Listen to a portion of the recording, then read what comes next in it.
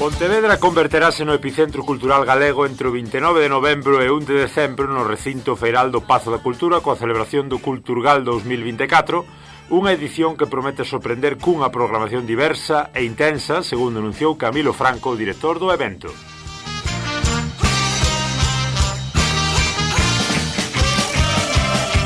Máis de 200 actividades artellan un programa que reflicte a pluralidade da cultura galega actual cunha forte aposta por disciplinas como o teatro, a música, a literatura, o cinema, o circo e a danza.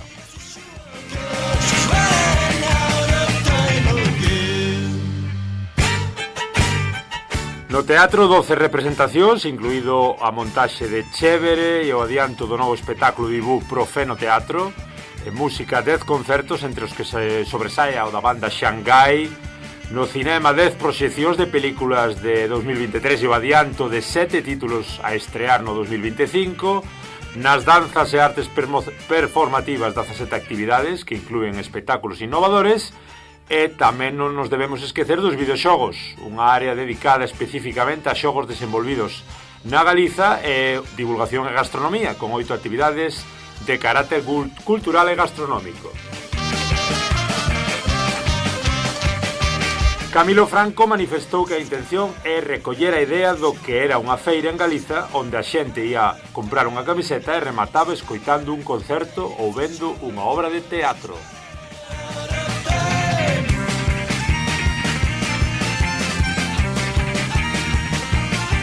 O que vos acabo de ler é de Pontevedra Viva, 19 de novembro de 2024, baixo o título Camilo Franco, director do Culturgal, queremos recoller a idea do que era unha feira en Galiza. Anteriormente, escoitábades tamén a música do Conxuro da Queimada na Sexta 13 de Montealegre.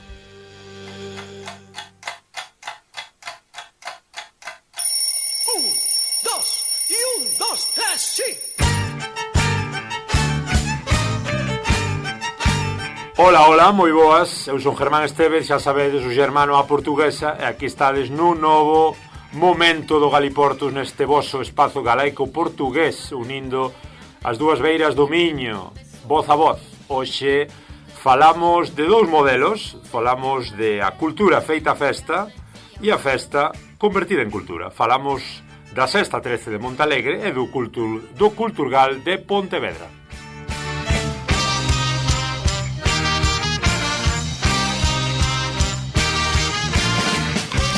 E aquí neste fantástico estudio de Radio Ariz con Carlos aos mandos técnicos, como sempre, facendo radio, facendo podcast para que nos escoitedes cando queirades, facendo comunidade a un e outro lado da raya. Gustábanos facer esta comparativa tan particular entre festas tan diferentes, mas que conservan ese carácter tamén cultural, etnográfico, como decimos, a un e outro lado. E temos xa en directo para falarmos nesta primeira parte do Culturgal. Temos o seu director que xa nos escoita, agradecemos a súa presenza no Galiportus. Camilo Franco, moi boas. Hola, bo día. Graciñas por nos atenderes, é un placer contar contigo. Camilo, contanos que tal foi este último Culturgal do que acabamos de ler algunha cousiña. Pois eu penso que foi ben, aínda que igual non son eu a persoa para decilo, pero creo que cumpliu coas expectativas que tiñamos marcadas. Creo que nos acercamos bastante a esa idea de celebrar a cultura e culturizar a festa, e que, en grande medida serviu para ofrecer un escaparate e un punto de encontro para o que é hoxe a diversidade e a amplitude no mundo cultural galego. Contanos, para que non estea moi posto na materia, para xente dun e do outro lado da raya, xente que nos estea a escoitar desde diferentes puntos do mundo, en contacto ca realidade galega, ca realidade portuguesa, ca realidade lusófona, un pouquiño nesa ponte, que ahora falaremos tamén de todo iso. Contanos que é o Culturgal, cal é a idea, Camilo, porque xa penso que son 16 edicións, non? Sí, 17. Como nace un pouquiño, como vai evoluindo? Pois o Culturgal naceu como unha cita na que se encontraran as distintas artes de Galicia, non? Literatura, arte, teatro, danza, circo, e naceu con esa idea de que as profesións culturais de Galicia tuveran un espacio de encontro cos públicos, e a partir de aí foi evoluindo un pouco, según foi pasando o tempo foi cambiando un pouco de identidade, tamén un pouco en función do que a actualidade cultural e do que os cambios no mundo da cultura van producindo.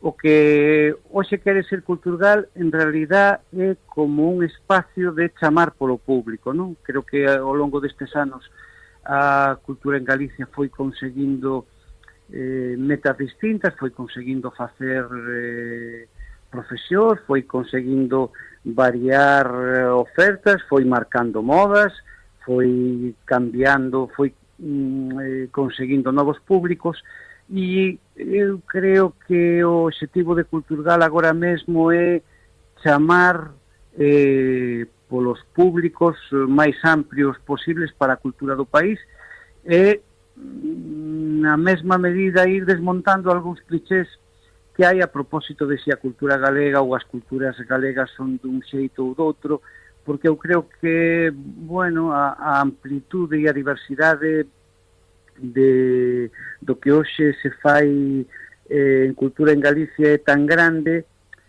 que a veces a xente non consigue, a veces os públicos non consiguen percibir, digamos, a foto completa, non? E a intención de Culturgal é transmitir un pouco esa foto completa mediante os feitos, é dicir, mediante un espacio no que vas a disfrutar, no que ao mesmo tempo hai alguén facendo un concerto, hai alguén presentando un libro, hai alguén facendo circo durante eses 3 días. Eu creo que para alguén que non coñeza a cultura en Galicia, pasarse por Culturgal e levar unha idea bastante completa do que sucede, sobre todo cunha proxección especial o ano seguinte, é dicir, se este ano, cando celebremos o Culturgal do ano 25, que vamos ofrecer son novidades que o público podrá ver no ano 26.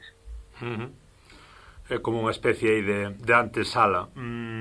Falamos de 100 expositores, penso, Camilo, de máis de 12.000 visitantes. Sí. Sí. Crees que hai marxe para continuar a medrar? Sí, ten que haberlo, porque senón é dicir, é dicir, o Culturgal, digamos que agora mismo está desde hai 2 anos nunha fase de reinicio, e creo que esa fase avanza a moi bo ritmo, pero eu creo que ten que haber moitos máis públicos para a cultura galega, porque tú si sumas probablemente oferta por oferta, é dicir, os públicos da música, máis os públicos do cine, máis os públicos da literatura, é moito máis amplio do que a veces parece que nos queren facer creer. O Culturgal ten unha ventaxa que do que se trata é de contaxiar aos públicos dunha cousa nas outras, non? É dicir, se ti vas ao Culturgal para escoitar un concerto, ao mesmo tempo, inevitablemente, vas ter que contaxiarte algo no que está sucedendo, e eso que está sucedendo, ou eso que se está vendendo nese espacio, vai te levar a outro sitio. E ese contaxio que fai cultura, é, digamos, unha das singularidades de Culturgal e tamén unha das súas situacións primordiais, non? É dicir, que ao final trátase de que o público da música tamén sexa público teatral, trátase de que o público do cine tamén sexa público literario, e que esa suma aínda nos traia novos públicos que unha vez que pasan polo Culturgal logo se incorporan á dinámica cultural do país e con eso van, digamos, ampliando a masa crítica do público cultural. Tú és director, penso, Camilo, desde 2023, desde relativamente pouco, é dicir, un par de edicións máis ou menos correron ao teu cargo. Que te encontras, que se encontra Camilo Franco no Culturgal do 23, supoño que ese proxecto consolidado, e cal é o toque que lle quere dar Camilo aos próximos Culturgals? Bueno, eu encontro o Culturgal nunha situación máis ben de modelo que xa cumplida cos seus cometidos, e o toque que eu lle quero dar en realidad non é tanto un toque como unha idea de que finalmente a cultura non pode suceder sin os públicos.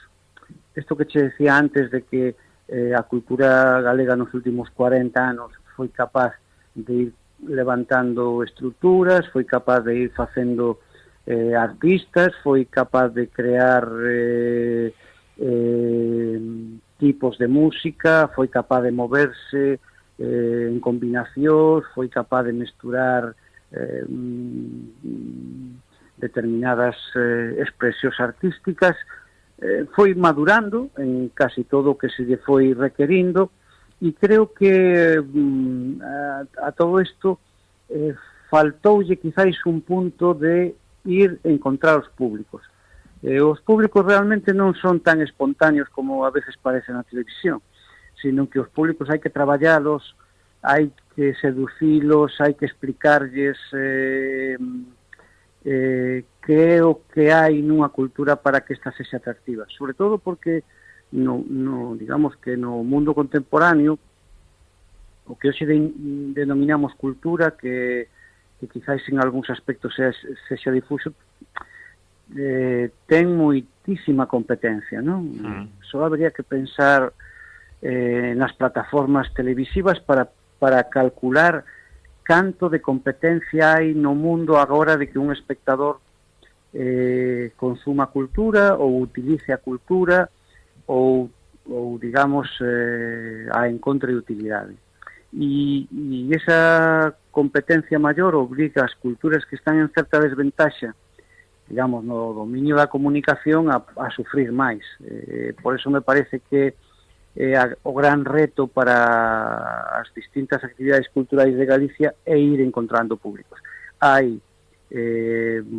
grupos, compañías, escritores, directores ou actores ou actrices que teñen ese público, que o van conseguindo, e hai outras que non, e eu creo que o lóxico e en certa medida o solidario é conseguir que uns públicos chamen por outros públicos e que unhas manifestacións artísticas consigan público para outras manifestacións artísticas, e esa, digamos, ese chamar polo público para min a día de hoxe é o cometido principal do Culturgal. Como crees que se ve o Culturgal fora de Pontevedra, Camilo? E como crees tamén que é, bueno, un pouco esa relación con... Bueno, agora che pregunto sobre Portugal, mas contanos un poquinho dese traballo organizativo e desa visión tamén desde fora da cidade de Lérez. Bueno, hai dúas cousas. O Culturgal, en principio, celébrase en Pontevedra, pero non é unha cita pontevedresa, no sentido local, non? Está en Pontevedra e a vocación do Culturgal é de país, non? É galega.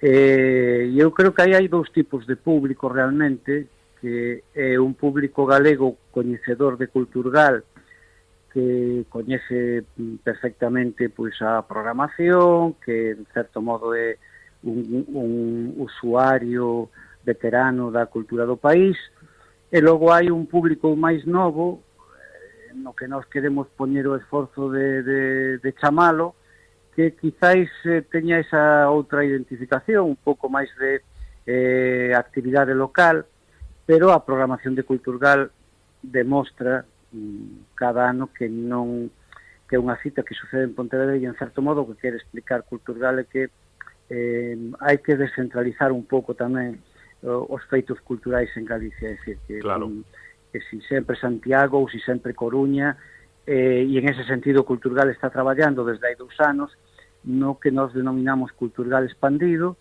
que son citas de Culturgal que van ocurrindo en distintas cidades ou vilas. Estuvemos en Vigo o primeiro ano, estuvemos en Arzúa o segundo ano, e este ano 25 imos ir a Ribeira.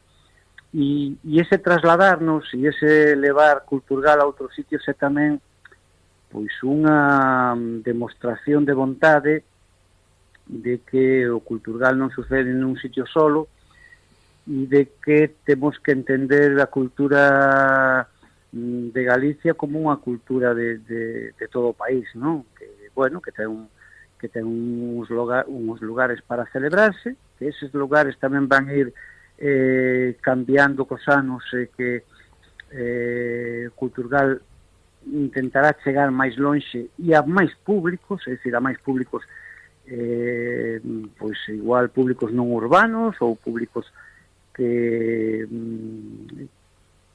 non teñen por que ter a experiencia cultural que teñen os públicos de Santiago ou de Coruña ou de Vigo ou de Ourense, e eses cambios e esa maneira de programar o que intenta é buscar incorporar a todo o público posible a idea de Culturgal.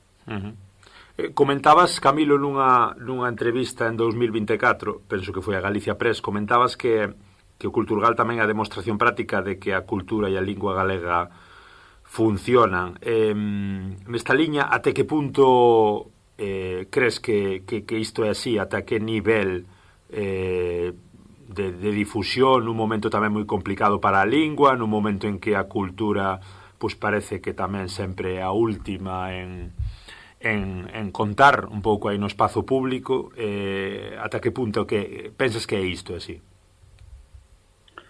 Bueno, eu creo que a interrelación, a intimidade, casi diría, que hai entre calquera cultura coa súa lingua é obvia, é dicir, eu creo que incluso desde o punto de vista da racionalización do asunto é moi difícil separar a unha cultura da súa lingua. Prácticamente me parece imposible, non? É dicir, pode que haxa manifestacións dunha cultura que se manifesten nunha lingua distinta, pero creo que é imposible non relacionar as dúas cousas. No caso de Galicia, incluso me parece que isto ainda se dá un pouco máis a relación é máis estreita por unha cuestión histórica, por unha cuestión de situacións, por unha serie de circunstancias, e é obvio que se a lingua non millora o seu número de usuarios, a cultura vai encontrar un problema máis, non? Porque unha grande parte do mundo cultural galego manifestase en galego e precisa ser escoitado en galego. Se as cifras de falantes non medren, para a cultura é un problema, porque é un problema de masa crítica, é un problema de públicos, é dicir. Pero eu creo que o que demostra a cultura é o lado positivo da situación, que cando a cultura se manifesta e a cultura resulta atractiva e variada, e a cultura sirve para que todo o mundo encontre nela un reflexo ou un entretemento ou unha capacidade de reflexión.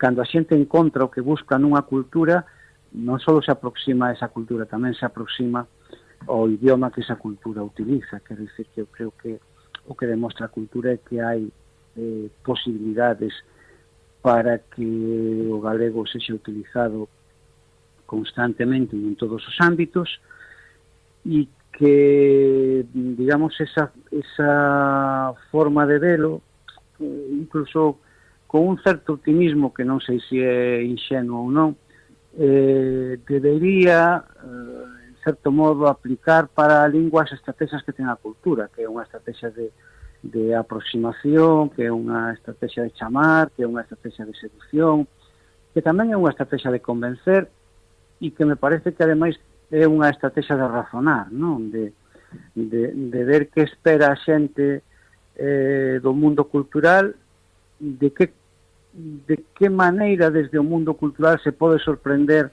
os públicos para que eses públicos cheguen ao galego sin prexuicios, non? Sin o prexuicio de pensar de que se o galego corresponde a un ámbito territorial concreto, a unha época histórica concreta, de que se o galego está encadrado, digamos, nun espacio e non se pode mover de aí. Creo que a cultura o que demostra é que non é certo, que incluso nas formas máis contemporáneas ou nas formas que se vayan proxectar o futuro, o galego ten capacidade de maniobra. E se ten capacidade de maniobra na cultura, que para unha lingua é un espacio exixente, é que pode ter capacidade de maniobra en calquera ámbito. Xa vou acabando, Camilo. Cal pensas que é a atracción tamén, o poder da atracción da relación entre a cultura, esa atracción cara a xente nova e a reciprocidade? Como vedes tamén desde o Culturgal un pouco a implicación da xente nova? Estáse chegando ou non, como se quixera? A ver, eu creo que o Culturgal ten as mesmas dificultades que ten o resto do mundo cultural galego, dos distintos mundos culturais galegos que hai para chegar á xuventude. E é que normalmente temos como un baleiro entre a xente que ten entre 12 e 21 anos, non? E aí, ou quizáis 17, 18, aí hai un baleiro que se corresponde coa adolescencia, no que é máis difícil que empatar con eles. Creo que hai como dous motivos, porque en primeiro lugar hai un apercibimento da cultura galega moi directo na escola e que ten unha aproximación moi académica, non? E cando chegas á idade da rebeldía, eso é o primeiro do que te apartas. E logo hai unha parte desa xente que cando chega á universidade ou cando chega aos 18 anos recupera outra vez esa cultura dunha maneira menos presuiciosa. Tamén sucede que eu creo que unha gran parte da oferta cultural máis novidosa que se vai producindo no mundo ten como objetivo esta franxalidade, non? É dicir, eu creo que a competencia aí é moito maior. E é máis difícil, en términos xenéricos, seducilos porque, porque se calquera nos puxéramos na nosa adolescencia veríamos hasta que punto éramos refractarios a determinadas mensaxes de conxunto, non? E entón eu creo que aí hai un reto moi grande para a cultura galega, hai un reto moi grande para a Culturgal, que si ten programas para que a xente nova entenda que isto é unha festa, non? Que poden sumarse como festa, poden sumarse como cultura, poden sumarse como entretemento. E creo que ese reto tampouco é un reto exclusivo da cultura en Galicia, non? Creo que casi todas partes do Occidente hai, digamos, ese choque, que ten que habelo, por outra parte, ese choque cultural entre unha xeración que se empeza a incorporar á vida, e para que as manifestacións culturales son moito máis importantes, non? Porque desde hai moitos anos para cá, que adolescente non se identifica con un tipo de música ou con outro tipo de música. Eu creo que neses anos a idea cultural é moito máis importante no sentido identitario que probablemente para moitos adultos e, hai que dar coas teclas concretas en cada xeración e isto significa que ou os deixamos que falen e escoitamos ou a veces volvese complicado. Para unha cultura que ademais ten unha fachada tan institucionalizada como a galega, creo que é un defecto, non? É dicir, que creo que convén que saibamos comunicarnos dunha maneira máis espontánea, máis directa, máis incluso rebelde, para atraer as novas xeracións, porque a veces, a veces temos esta idea de que a cultura do país ten moito que ver con determinadas institucións do país, e o certo é que, creo que se vas a Culturgal entendes que non, que hai moita máis viveza, que hai moita máis vida no sentido de que hai moitísima máis xente traballando no mundo cultural que a veces, digamos, esa representación formal que a cultura ten. Está tamén o mercado a cuestión do videoxogo, do podcast, é dicir, tamén tendes contemplades. Efectivamente.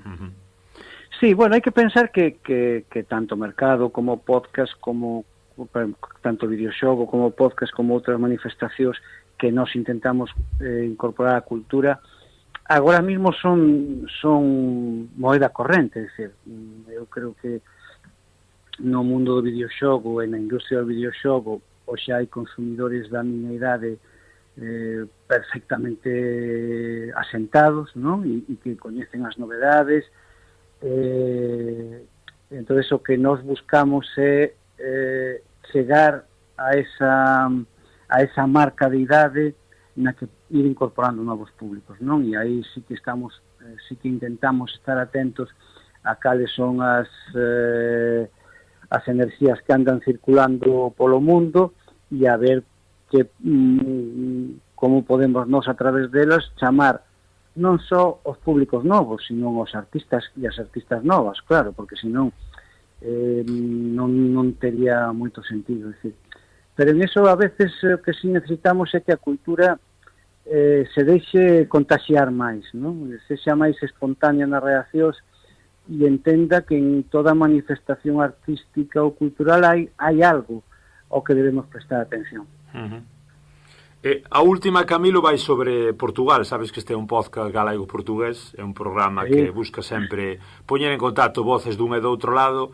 Comentabas nesa entrevista, penso que foi, a vontade que hai tamén deses intercambios, de achegarse máis a cultura galega, sobre todo ao norte de Portugal. Como ves a cuestión, máis alá de sentimentalismos, a cuestión práctica? Pensas que o Culturgal pode ser tamén un Culturgal en versión expandida aínda máis cara ao norte de Portugal, con numerosos intercambios? Está a cousa difícil? Como ves?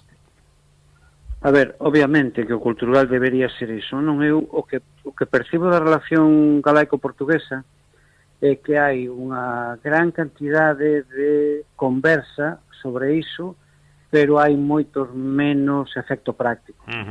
Hai unha cousa que me chamou a atención cando foi a pandemia, e é que cando se cortou a fronteira Galicia-Portugal, pasaron cousas pa mal. É dicir, aí vese que hai unha vida cotidiana, económica, se le queremos chamar, laboral, que cando se interrumpe a comunicación, pois sí se nota un efecto inmediato. No mundo cultural, que ten bastante vontade de esa comunicación, non sucede o mismo. Bueno, non houbo durante ese tempo de incomunicación, pois non houbo grandes problemas nas relacións de Portugal e Galicia, e iso creo que é porque nos manexamos moito no elemento teórico e nos manexamos moito menos no elemento práctico. E se non pasamos o elemento práctico, o que nos queda é esa nostalgia que comentabas ti, e esa especie de percepción sentimental hacia Portugal, que en outros ámbitos xa está desenvolvida. Solo que a cultura está tardando. E logo creo que sí que hai pois dúas dinámicas territoriais moi marcadas que suceden en direccións diferentes. A veces teño a percepción tamén de que os galegos estamos máis interesados en ter relacións co norte de Portugal que o norte de Portugal con nós, desde o punto de vista de que, claro, os circuitos artísticos e culturais funcionan dunha maneira completamente distinta, non? E quizáis o norte de Portugal este mirando hacia o sur de Portugal e e a veces Galicia está mirando a Madrid. E non, bueno, e a pesar de todo o que sabemos científicamente dos dous idiomas nos que nos manexamos, logo hai un efecto práctico que non conseguimos desbotar, non? Que non conseguimos que a xente perciba isto como un certo grado de unidade. Entón eu creo que aí nós no Culturgal intentamos ter actividades portuguesas e sobre todo que a veces intentamos buscar e estamos traballando para conseguilo, poder celebrar algún día un Culturgal expandido en algunha localidade portuguesa na que eles vexan tamén cal é a amplitude da cultura do país. É dicir, que eu creo que máis que falar de mercados eu falaría de intercambio, non? E eu creo que a pesar de que isto xa é un topicazo e citamos Portugal pois con todo tipo de familiaridade, na práctica imos a Portugal constantemente, non? Como se fose realmente algo que, decir, non creo que en Galicia ninguén viaxe a Portugal como se fora un país estranxeiro, non? Bueno, hai xente que vai comer a Portugal e volve.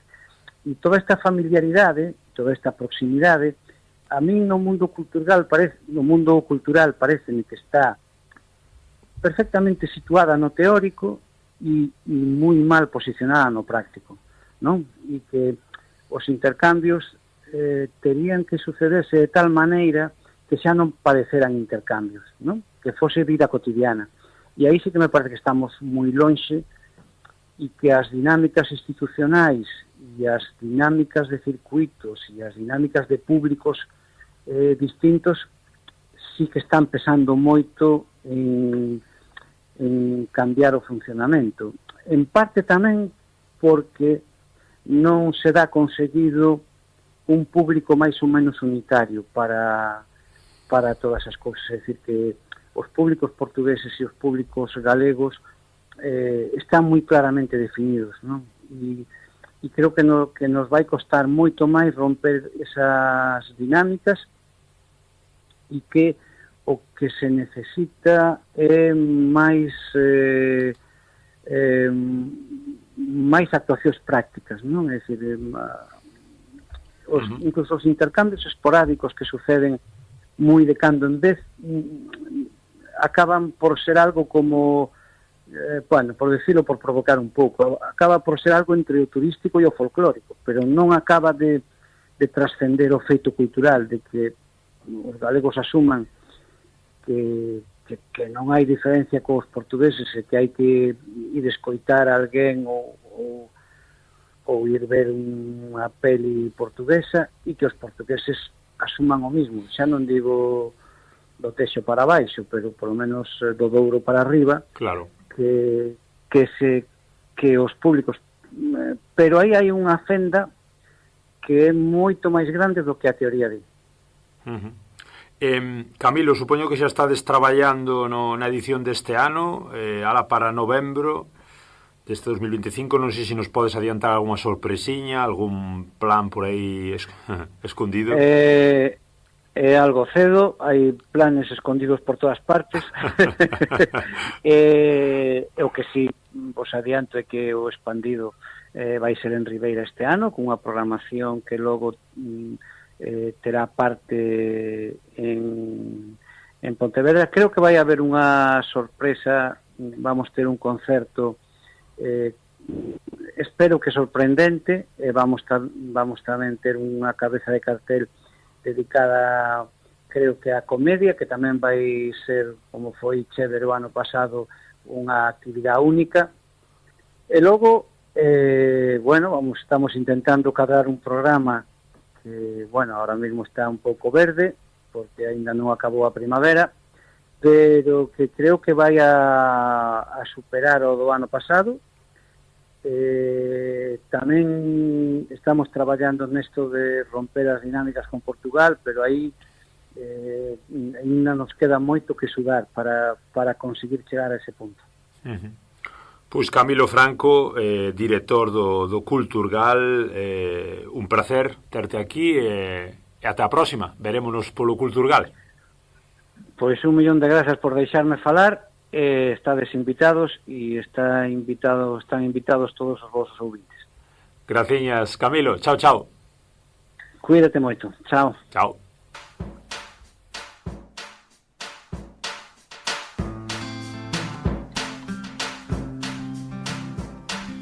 E despois destes minutos de conversa fantásticos con Camilo Franco, o director do Culturgal, en modo distendido, falando de cultura feita festa de participación, vamos a atravesar a raya, vamos cara a Montalegre, aí no Tras os Montes, a pouquiño da raya con Baltar e con Xinzo de Limia, para falarmos con Nuno Otelo Rodríguez, o responsable do Ecomuseo do Barroso, e tamén o responsable da Sexta 13. Con el conversamos hai uns días, podemos escoitar o que nos decía sobre esta fantástica Sexta 13, esta festa convertida tamén en cultura, en recuperación e en espectáculo.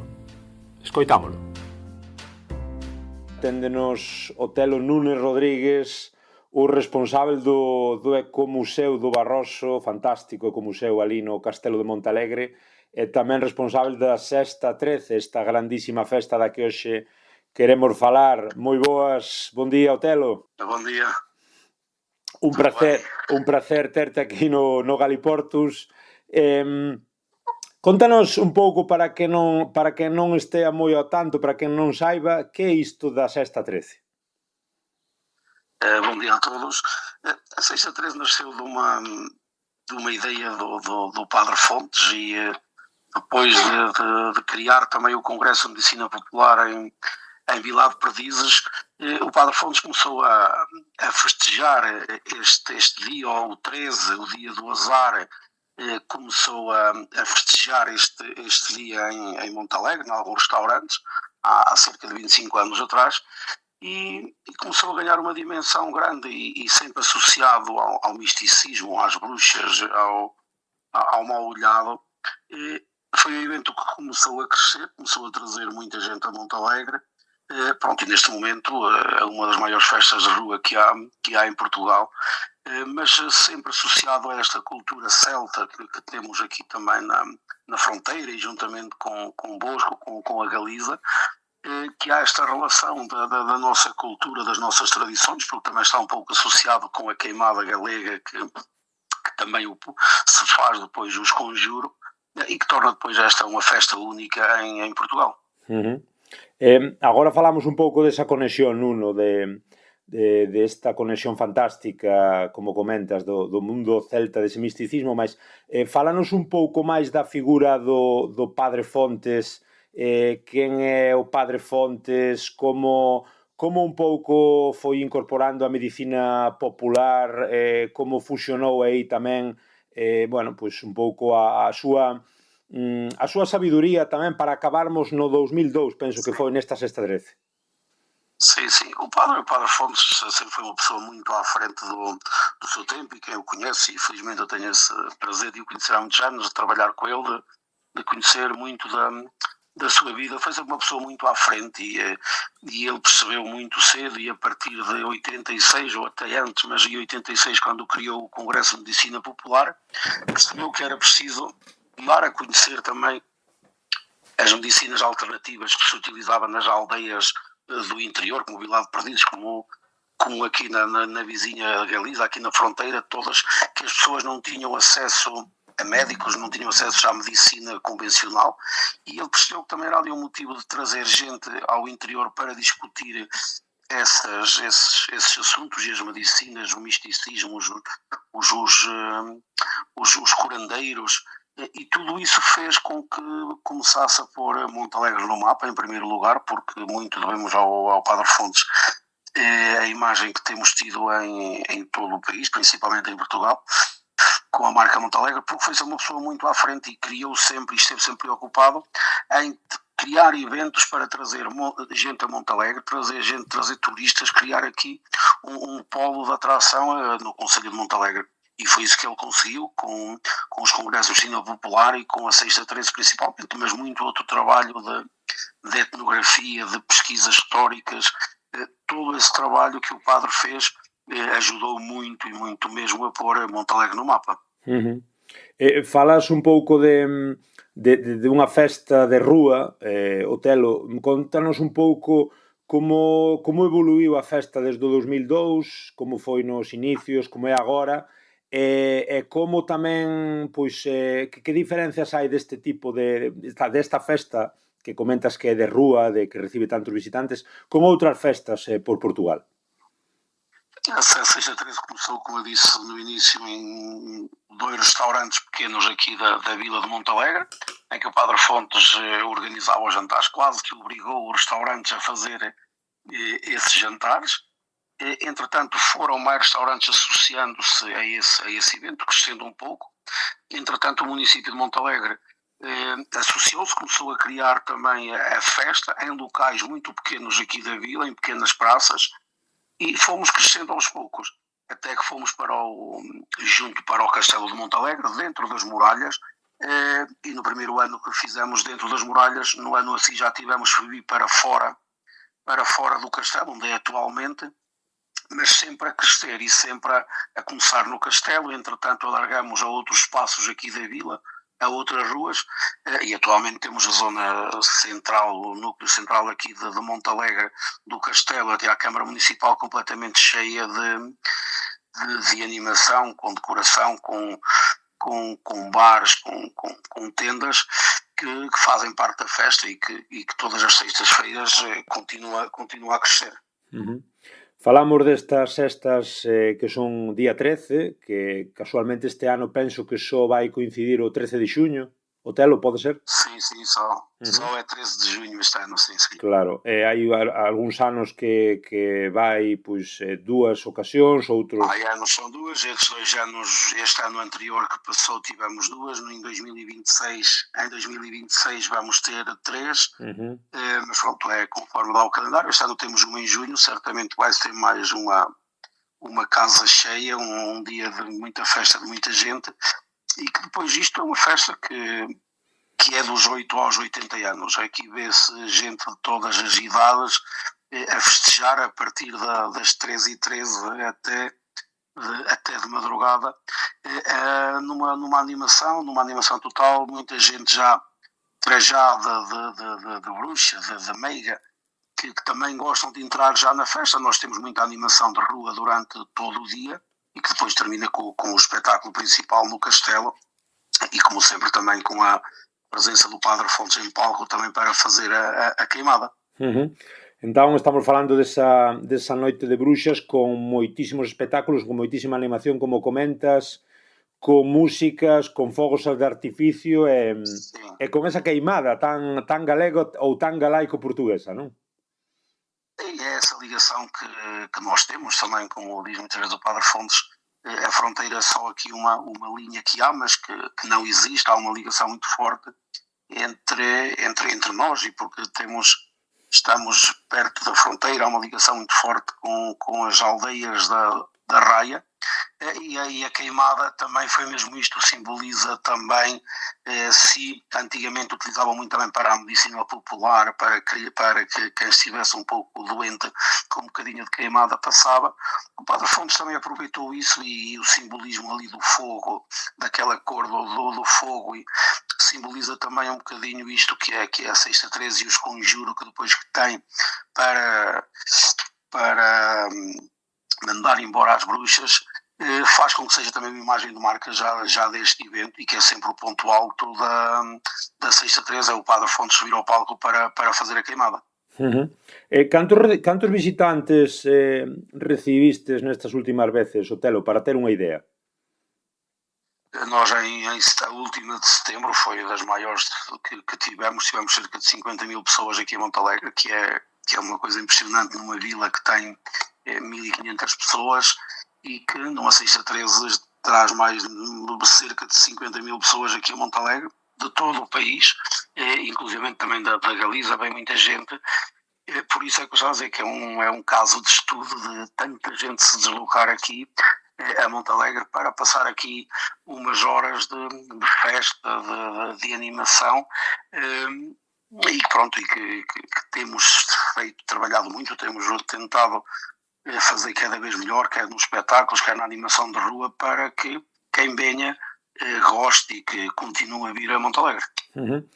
Pregunto, Otelo, porque hai ese risco, non? Cando hai tanta masificación e tantísimo visitante, que a parte cultural fique un pouco aí de lado a favor da festa e do show, non? Non sei como ves esta cuestión. Sim, é complicado e nós temos essa noção que uma Sexta 13 já não é o mesmo que era há 15 anos atrás. Temos essa noção porque realmente é um evento de massas atualmente, é muita gente. Nós vamos tentando mantendo alguma ligação e a parte cultural, pronto, e na parte principal que é o espetáculo, estar sempre associado a essa parte cultural, essa parte mística das bruxas, dos diabos, dos demónios, sempre os espetáculos à volta disso, porque depois todas as outras estruturas que temos, as decorações que temos na rua, já tem que ser coisas muito grandes, porque realmente é uma festa que já traz muita gente aqui à Vila de Montalegre e não é fácil conseguirmos manter, mas pronto, vamos tentando todos os anos com algumas novidades, mantendo essa parte cultural, essa parte mística que sempre caracterizou a Sexta 13.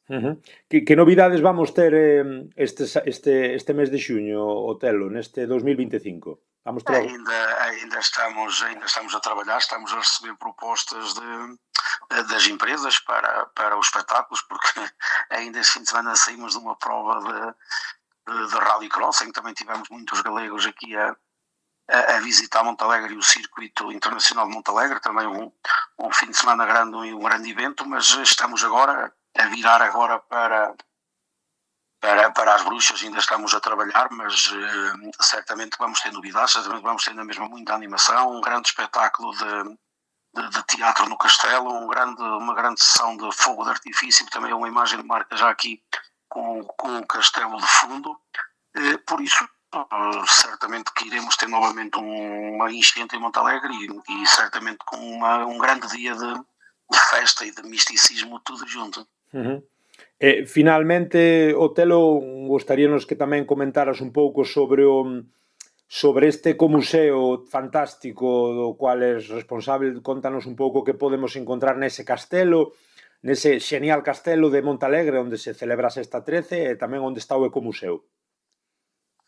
Sim, nós temos um projeto Ecomuseu que a sede é aqui em Montalegre e que as pessoas podem visitar, é uma entrada gratuita também, e que aqui vinham a conhecer um pouco da nossa cultura, da nossa história, das nossas tradições, e que é também um ponto de partida para depois descobrir o nosso território.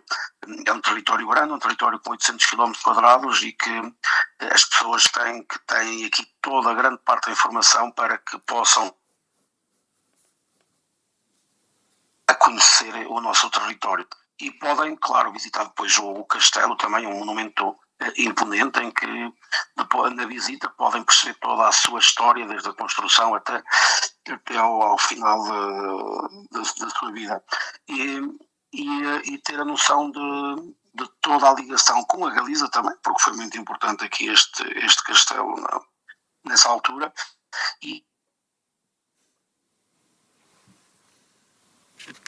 Gostam de visitar e que este ano que passou tivemos cerca de 50.000 visitas ao castelo. 50.000 visitas fora da festa, fora do que é a Sexta 13. Sim, nós durante o ano de 2024 o castelo recebeu 50.000 visitantes. En que nivel pensas que, ou ata que punto pensas que este tipo de festas axudan a chegar máis á realidade galega e á realidade portuguesa, Otelo? Em primeiro lugar, até por uma questão que nós temos aqui alguns parceiros nossos que fazem parte também do espetáculo, quer seja o Bruxo Cable, quer sejam outras empresas que têm trabalhado connosco, mas acima de tudo é as pessoas gostarem de vir a Montalegre e, como te disse, seja na Sexta 13, seja nas provas de automóveis, temos aqui o Rallycross, os galegos gostam muito de visitar Montalegre, e a Sexta 13 é uma delas em que se identificam também com este evento, lá está, e muitos associam também e relacionado com esta parte da queimada galega, porque também tem muita tradição aí na Galiza.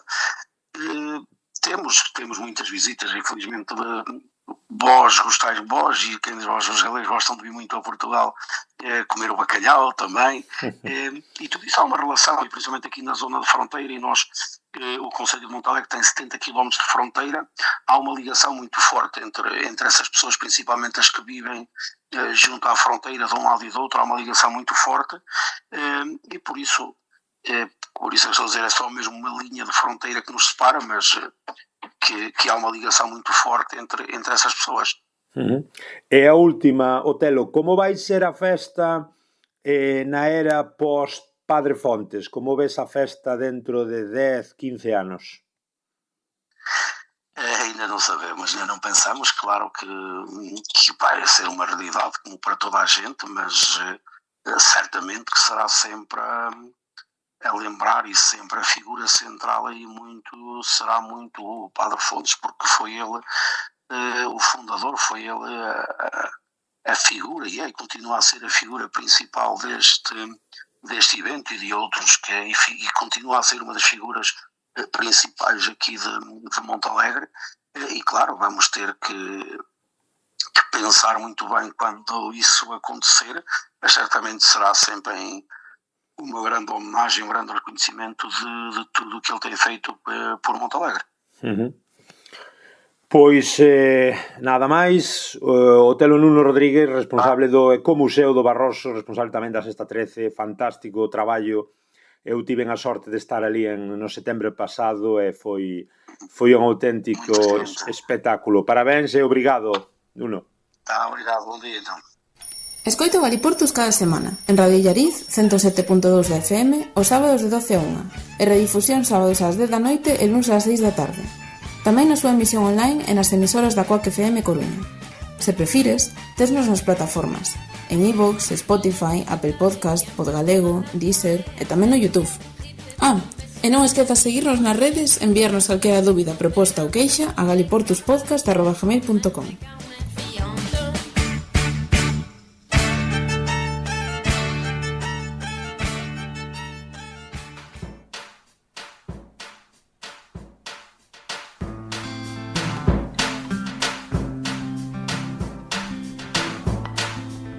Moi ben, pois programa variado aquí cos convidados do Culturgal, con Camilo Franco, director, e tamén co-director da Sexta 13, aí en Montalegre, con Otelo Nuno Rodríguez. Espero que vos gustara a cousa. Foi, como sempre, un placer. Aquí continuamos buscando máis e mellores contidos que acheguen as realidades galaica e portuguesa.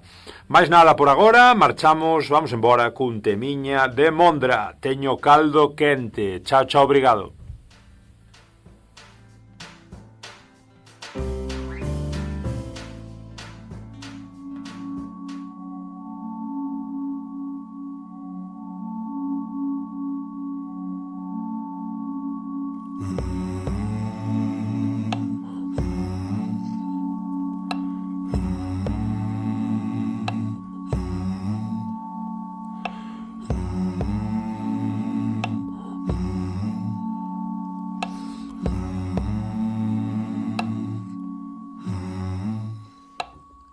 Caldo quente, quero provar.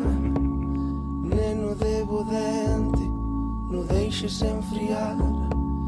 Mira como cheira, ule que arrecende. Ti non és amigo de comer requente. Mira rapaciño, o prato está na mesa.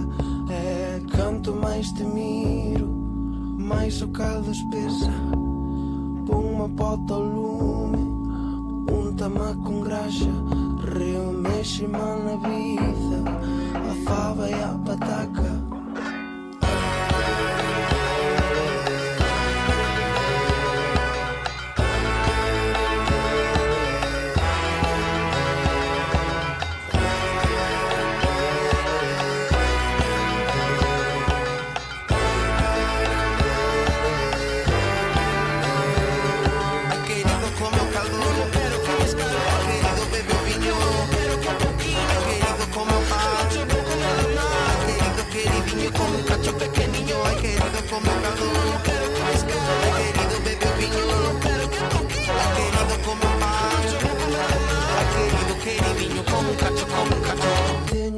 fresca que coce lume lento para alimentarte, que sei que estás famento. Acouga como amor, aquí ninguén te apura. Ten conta, non atopes un oso entre a verdura. Aquí non hai fartura, pero pouco sabe ben. O caldo quente cura, non lle fai mal a ninguén.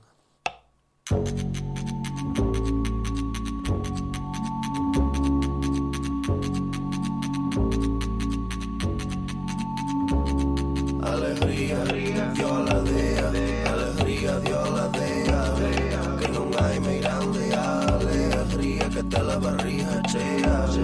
Alegría, violadea, alegría, violadea, que non hai meirande, alegría, que te la barriga chea. Ay, querido, como calor, ay, querido, vete opinión.